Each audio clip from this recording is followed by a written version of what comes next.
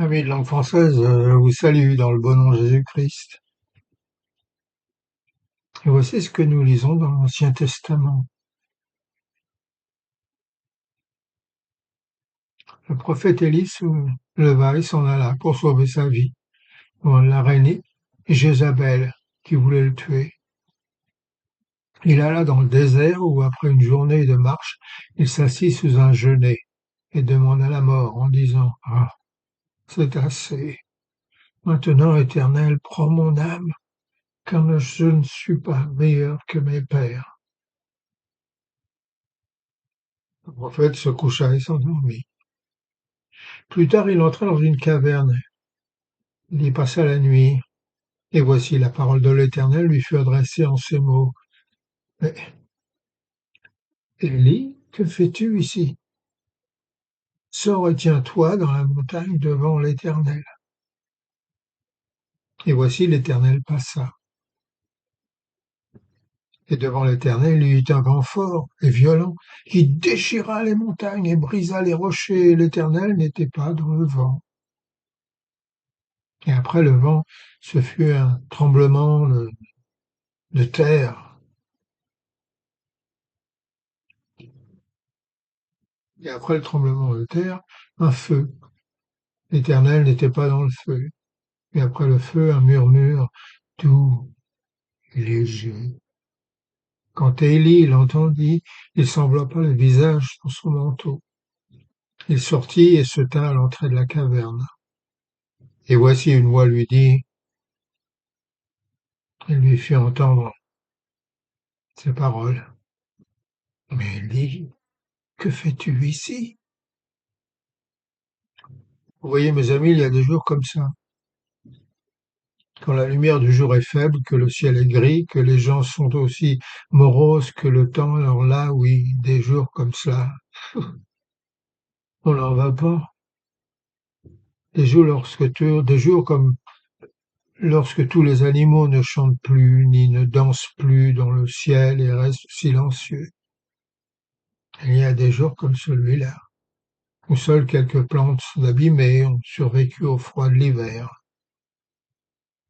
Et ton jardin misérable est couvert de feuilles mortes, détrempées, laissées éparpillées par leurs arbres squelettiques, dans un état pitoyable. Ah oui, vous voyez, il y a des jours comme ça. Surtout si par-dessus le marché, il y a un brouillard affreux qui refuse de se lever et de disparaître, même à midi. Ça ne durera pas, pensez-vous.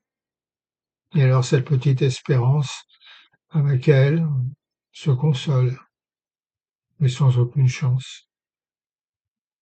Bien sûr, cela ne durera pas et nous allons lui survivre, on le sait bien. Mes amis, regardez autour de vous. Bientôt le printemps va venir. Les crocus fleuriront à nouveau et avec les jonquilles et le parfum des violettes parfumeront à nouveau l'air de nos jardins.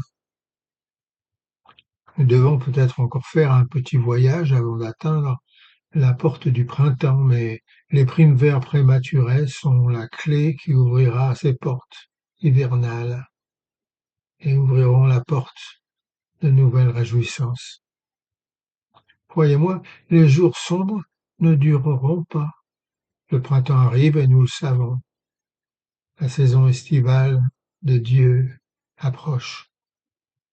Ah oui, major, bien sûr, mais aujourd'hui, la journée est sombre, froide, déprimante. Aujourd'hui, c'est brumeux. Aujourd'hui, le temps est misérable. Mon ami, tu sais, la vie aussi a des jours brumeux. Des jours lorsque tous les points de rencontre sont obscurcis par la brume. Des jours durant lesquels toutes les choses dont tu as toujours été absolument certain et confiant sont aujourd'hui cachées par des brouillards de doute, des brouillards de peur.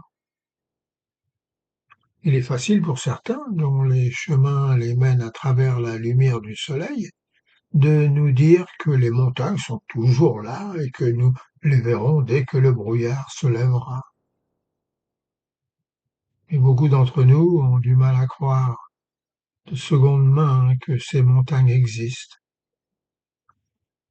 Nous, bien souvent, comme l'apôtre Thomas, nous voulons voir les montagnes de nous-mêmes avant de pouvoir chasser les peurs qui couvrent nos cœurs. Vous savez, les brouillards de la dépression sont si efficaces qu'ils nous cachent les collines de l'amour éternel. C'est pourquoi ces journées brumeuses sont si déprimantes. C'est pourquoi nous entrons dans cet état curieux que nous décrivons parfaitement comme dépressif, neurasthénique, mélancolique. En effet, il faut une grande âme pour chanter joyeusement, entouré de brouillard qui recouvre les champs, les vallées, les montagnes et les rivières, les corps, les âmes, les esprits. Comment pouvons-nous traverser les tempêtes de la souffrance et de la douleur dans la vie quand cela nous arrive? Si seulement nous pouvions combattre le brouillard et lutter contre lui. Les brouillards sont tellement impénétrables, vous savez.